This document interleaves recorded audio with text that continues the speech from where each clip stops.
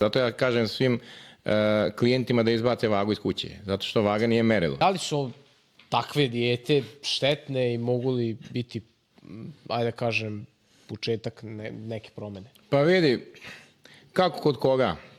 Kod nekog neće reagovati apsolutno ništa, kod ništa nije radio, neće mu se ni zdravstveno ništa desiti, kod nekog i hoće, sve zavisi od organizma, od svega. Ali generalno, dosta ljudi tu greši, znaš, jer je činjenica da se odmah pokazuje brojčano na vagi manje.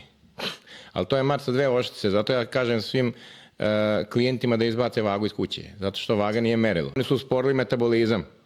I onda ti dok vratiš taj metabolizam i dok popraviš to stanje koje su oni upropastili, meni treba mjesec dana da to vratim. Nije problem ni gladovati, ni ništa, ali mora da se ima redosled i protokoli, razumeš? Znači mora sjesti normalno, u korekciji sa treningom, to je zovem sinhronizovani potez. Ko nije sad toliko profesionalno, može odmah s normalnije hrane malo da redukuje pa da smanjuje, ali ne naglo saseći, razumeš?